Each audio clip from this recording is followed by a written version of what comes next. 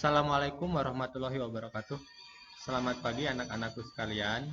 Semoga kalian selalu dalam keadaan sehat dan dalam lindungan Allah Subhanahu wa taala. Dan jangan lupa kalian harus tetap mematuhi protokol kesehatan. Nah, kita bertemu lagi dalam mata pelajaran sejarah.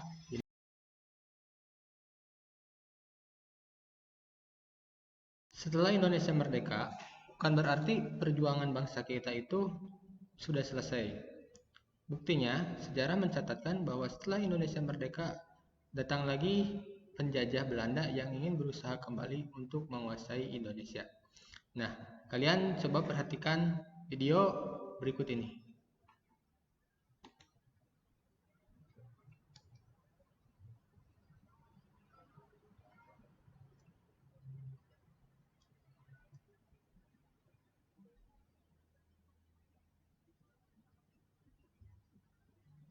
Nah, di dalam video ini adalah gambaran di mana terjadi pertempuran pasca Indonesia merdeka. Pertempuran ini dilakukan antara pihak Indonesia dengan pihak Belanda. Nah, berarti kedatangan pihak Belanda yang awalnya ingin melucuti senjata Belanda pada aslinya yaitu ingin kembali menjajah Indonesia yang kita cintai ini. Nah, oleh karena itu kita perhatikan penjelasan dari Bapak mengenai hal-hal yang dilakukan para pejuang kita untuk mempertahankan kemerdekaan. Ya, jadi materi ini akan membahas tentang perjuangan mempertahankan kemerdekaan. Nah, perjuangan mempertahankan kemerdekaan Indonesia terbagi ke dalam dua jenis, yaitu perjuangan dengan cara memegang senjata, ya, perang, dan juga perjuangan dengan cara diplomasi. Ya, diplomasi itu dengan cara diskusi atau kompromi dengan siapa? Ya jelas dengan pihak penjajah, yaitu Belanda. Nah, yang akan kita bahas pertama kali adalah perjuangan kemerdekaan atau perjuangan mempertahankan kemerdekaan dengan memakai kekuatan senjata. Nah, pasca kekalahan Jepang dalam Perang Asia Timur Raya yang kita kenal sebagai Perang Dunia Kedua, Indonesia memproklamirkan kemerdekaannya pada tanggal 17 Agustus 1945. Nah, tanggal 26 September 1945, pasukan SEAC di bawah bendera APNEI, Allied Forces Netherlands Indies, datang ke Jakarta dipimpin oleh Jenderal Siliff Christison. Nah, kedatangan pasukan Belanda tersebut yang dibonceng oleh APNEI menimbulkan kecurigaan bangsa Indonesia bahwa Belanda akan kembali menjajah bangsa Indonesia, walaupun pada masa tersebut Belanda menyatakan bahwa mereka akan melucuti senjata Jepang.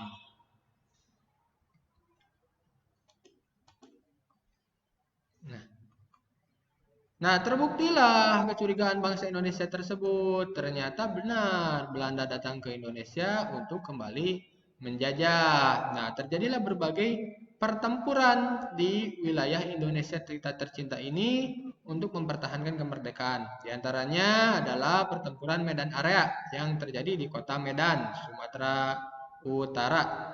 Ya, latar belakangnya yaitu pasukan sekutu atau Nica mempersenjatai para tawanan perang yang sudah dibebaskan oleh pembentuk batalion Kenail Medan. Jadi tahanan-tahanan perang itu adalah orang-orang Belanda yang ditangkap oleh Jepang, kemudian dibebaskan kembali oleh orang Belanda dan dipersenjatai.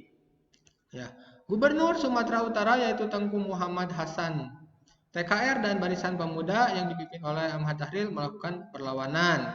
Nah, jadi terjadilah pertempuran yang pertama yaitu di daerah Medan, atau di kota Medan.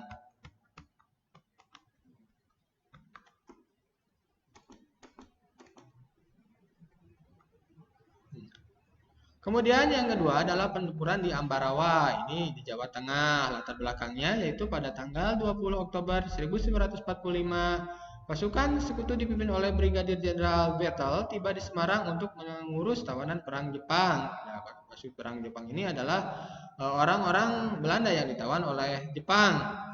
Nah, pasukan Ika yang memboncengi pasukan sekutu mempersenjatai para tahanan perang tersebut. Jadi latar belakangnya hampir sama dengan yang terjadi di Medan.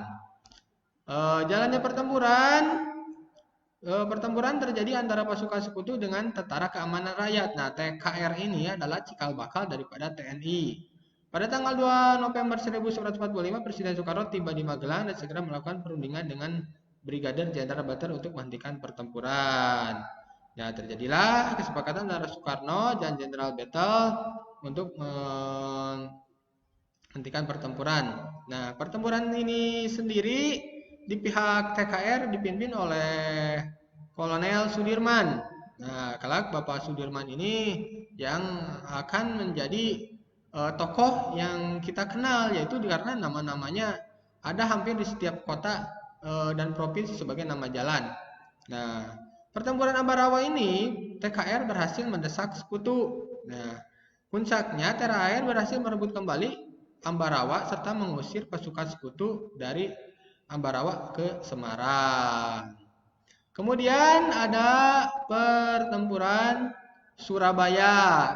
Nah, pertempuran Surabaya latar belakangnya yaitu pada tanggal 25 Oktober 1945 pasukan sekutu mendarat di Surabaya di bawah pimpinan Brigadir Jenderal W.S.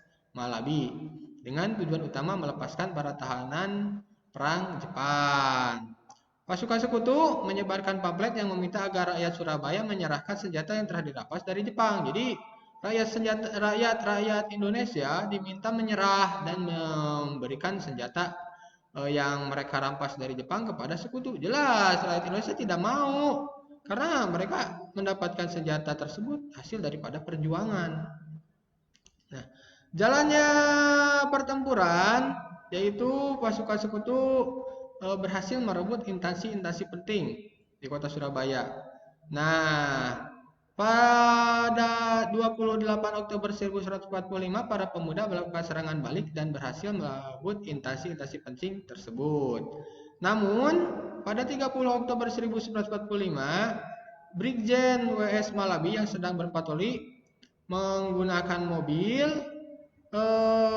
berhasil dibunuh oleh para pejuang. Nah, ini satu-satunya dalam sejarah dunia bahwa ada jenderal dari pasukan sekutu, ya lebih tepatnya dari Inggris, yang mati di medan perang, yaitu hanya di Indonesia saja. Nah, karena hal tersebut kemudian pihak sekutu membombardir kota Surabaya. Nah, sehingga para pemuda dan tokoh-tokoh lainnya dari berbagai suku dan juga golongan agama bersatu untuk melawan sekutu. Nah, terlebih lagi semangat mereka semakin membara ketika mendapatkan support dari tokoh yang bernama Bung Tomo. Dia berpidato di radio yang pidatonya tersebut membakar semangat rakyat untuk menghalau kembali penjajah. Kemudian ada pertempuran atau peristiwa Merah Putih di Manado. Manado itu adalah salah satu kota di Pulau Sulawesi, tepatnya di Sulawesi Utara. Latar belakangnya yaitu pasukan sekutu dan Nika mengumumkan larangan pengibaran bendera merah putih di wilayah Minahasa atau wilayah Sulawesi Utara. Jelas ini sudah melukai hati rakyat Indonesia karena merah putih adalah salah satu lambang negara Indonesia.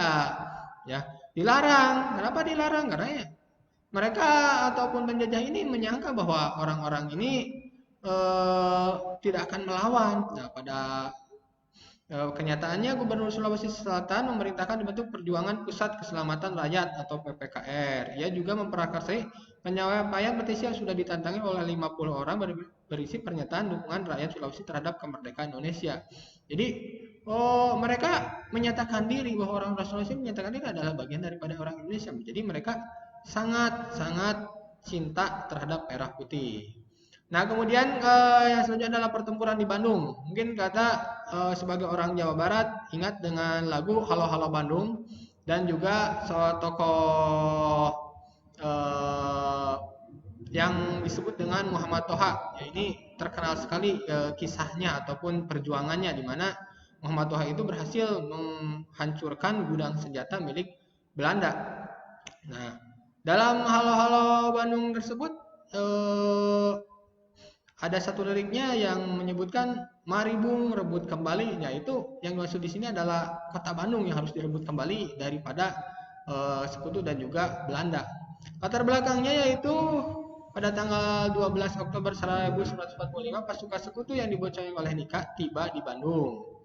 Kemudian menuntut semua senjata yang telah dilucuti itu diserahkan kepada sekutu. Ya jelas tidak mau. Jalannya pertempuran 21 November 1945 TKR dan para laskar perjuangan melakukan serangan di Hotel Homan dan Hotel Priangar. Hotel Priangar itu hotel Priangan. Ya. Sekutu mengultimatum agar Bandung Utara dikosongkan dari penduduk Indonesia termasuk TKR. Pada 23 Maret 1946, Sekutu kembali mengeluarkan ultimatum, TRI mengeluarkan strategi bumi hangus. Jadi, strategi ini adalah bumi hanguskan kota Bandung daripada kota Bandung ini dikuasai oleh penjajah, lebih baik dihanguskan ataupun dibakar. Ya. Nah, kemudian di wilayah Bali juga terjadi pertempuran, ya, yaitu pertempuran Margana. Nah, latar belakang pertempuran ini adalah kekecewaan penduduk Bali terhadap hasil perjanjian Linggarjati. Dalam hasil perjanjian Linggarjati disebutkan bahwa wilayah Indonesia hanya Pulau Sumatera, Jawa, dan Madura. Jadi pulau-pulau yang lainnya itu adalah dianggap milik penjajah atau Belanda. Nah, jalannya pertempuran, I Gusti Ngurah Rai bersama pasukan Ciung Wanara melucuti persenjataan pasukan Nika. Kemudian 20 November 1946, Belanda menyerahkan seluruh pasukannya, mengerahkan seluruh pasukannya untuk mengisolasi desa Adeng Marga. Belanda juga menambahkan pasukan dari Lombok untuk menggempur pasukan Ciung Wanara di Bali. Nah, nama I Gusti Ngurah Rai ini kemudian karena jasa-jasanya untuk melawan penjajah sekarang diabadikan sebagai salah satu bandara internasional Indonesia, tepatnya di Denpasar, Bali.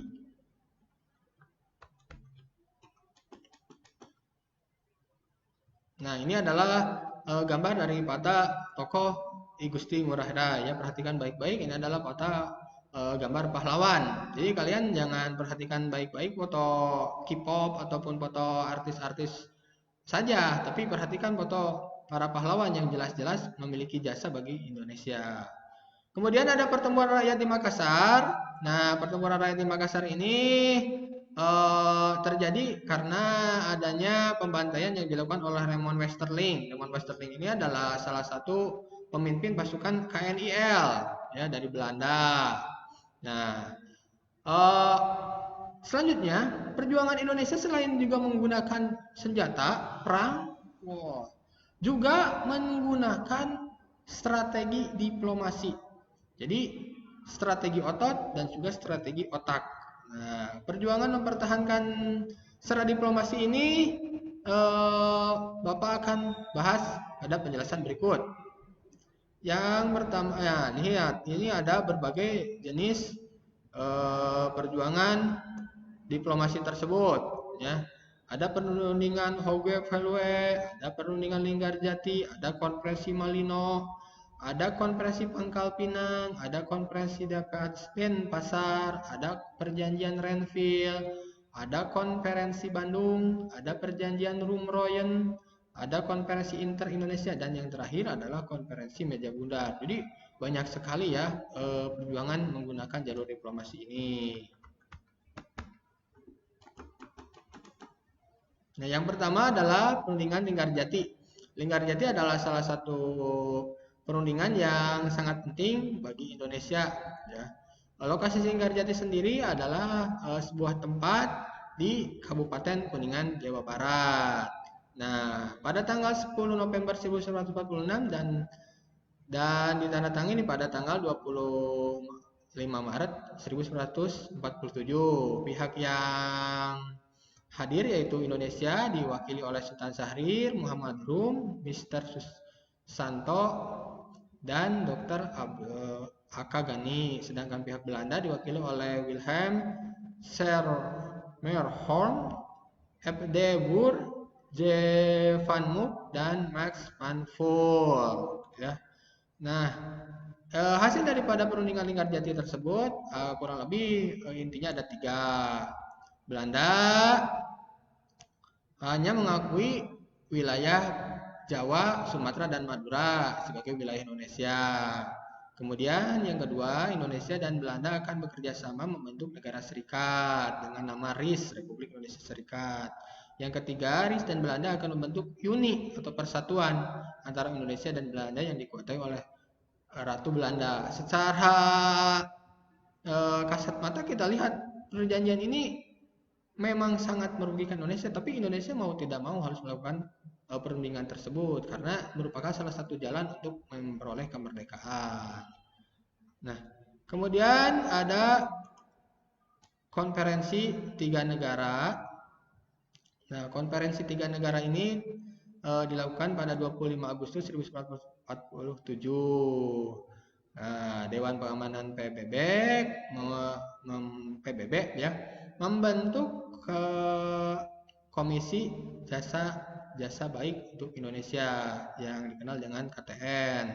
Anggotanya yaitu ada 3 negara, yaitu Amerika, Belgia, dan juga Australia. Australia diwakili oleh Richard C. Kirby, Belgia diwakili oleh Paul van Zeeland, dan Amerika Serikat diwakili oleh Dr. Van Graham.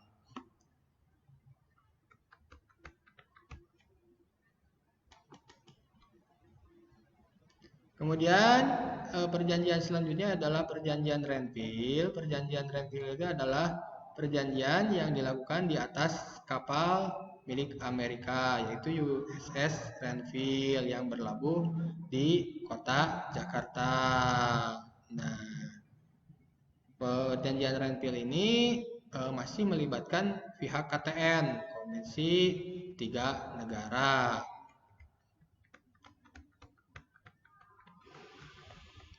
Nah, pihak Indonesia dan juga pihak Belanda sepakat ya bertemu di sebuah kapal ya yang milik Amerika. Nah, hasil daripada perjanjian Renville itu kurang lebih ada 3, yaitu Indonesia menyetujui dibentuknya negara serikat, Belanda dapat membentuk negara-negara federal, dan yang ketiga adalah pemerintah Indonesia menarik pasukannya serta mengosongkan daerah-daerah kantong yang disebut daerah Panmuk ya yang ada di Indonesia. Kemudian di sela-sela perjanjian tersebut terjadilah serangan umum 1 Maret 1949 di Yogyakarta. Nah, kenapa terjadi serangan umum tersebut? Jadi Belanda pada masyarakat dunia mengumumkan bahwa Indonesia itu sudah tidak ada. Indonesia itu hanya tinggal sejarah. Ya. Nah, karena ada serangan ini, masyarakat dunia sadar bahwa Indonesia masih ada. Nah, serangan ini atas prakarsa Jenderal Sudirman dan Sri Sultan Hamengkubuwono ke-9 dan sebagai eksekutornya yaitu adalah Jenderal Soeharto alias mantan Presiden Indonesia kedua. Nah, karena ada serangan ini menunjukkan bahwa dunia bahwa Indonesia itu masih ada dan juga masih eksis dan masih berjuang untuk kemerdekaannya. Nah, kemudian ada konferensi inter-Indonesia. Nah, konferensi inter-Indonesia ini adalah sebuah perundingan yang dilakukan di di Yogyakarta antara Indonesia dan juga Belanda. Nah, uniknya konferensi Indonesia ini pihak Belanda justru diwakili oleh rakyat Indonesia. Lebih tepatnya mungkin bekas rakyat Indonesia yaitu Sultan Hamid II dari Pontianak. Walaupun pada saat ini tokoh tersebut sedang upayakan untuk menjadi tokoh nasional, karena beliau ini Sultan Hamid ini adalah pemerakarsa ataupun pendesain lambang Garuda Pancasila. Nah, konferensi yang paling penting yaitu konferensi meja bundar yang dilakukan di Belanda. Konferensi ini kenapa paling penting? Karena lihat, ini hasil daripada konsep konferensi meja bundar. Nah, yang pertama Belanda menyerahkan kedaulatan pada Republik Indonesia Serikat pada akhir Desember 1949. Akan dibentuk Uni Indonesia Belanda. Dalam uni itu Indonesia dan Belanda akan bekerja sama, kedudukan Indonesia dan Belanda sederajat. Indonesia akan mengembalikan semua milik Belanda dan membayar utang-utang Hindia Belanda sebelum tahun 1949. Dan yang terakhir, masalah Irian Barat akan dibahas 1 tahun kemudian. Nah, nomor poin 1 itu sangat penting karena Belanda mengakui kedaulatan Indonesia. Jadi intinya Belanda mengakui Indonesia merdeka itu pada tahun 49, bukan tahun 45. Nah, dan poin 4, masalah Irian Barat akan dibahas 1 tahun kemudian. Irian ini adalah nama lain daripada Provinsi Papua Barat dan Papua. Jadi, ketika Indonesia merdeka tahun 1945, Papua uniknya belum jadi satu kesatuan wilayah kita karena masih di bawah jajahan Belanda. Nah, itu karena perjuangan-perjuangan yang berat, yang lama, dan juga yang berliku, akhirnya kita sekarang menikmati kemerdekaan dan juga negara kesatuan Indonesia. Nah, makanya kita harus patut bersyukur pada Tuhan, khususnya pada Allah Subhanahu wa Ta'ala, bahwa kita telah diberi nikmat kemerdekaan. Nikmat memperoleh kemerdekaan ini sungguh adalah nikmat yang spesial karena Indonesia ini mendapat kemerdekaan atas perjuangan bangsa sendiri. Nah,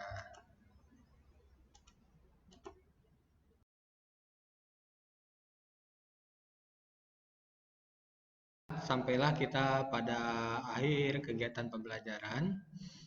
Pada kegiatan pembelajaran ini kita simpulkan bahwa perjuangan kemerdekaan kita itu tidak bisa berhenti walaupun negara kita sudah melaksanakan proklamasi kemerdekaan.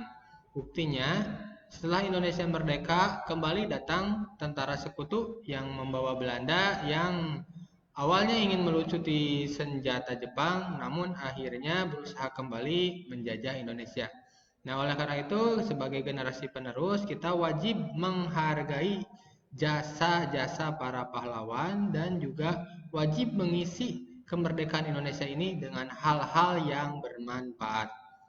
Nah, kita tutup saja pembelajaran hari ini dengan doa. Berdoa mulai. Berdoa selesai. Nah, jangan lupa di rumah kalian dibaca lagi materinya supaya pengetahuan kalian semakin bertambah dan semakin baik. Wabillahi taufiq wal hidayah. Wassalamualaikum warahmatullahi wabarakatuh. Terima kasih.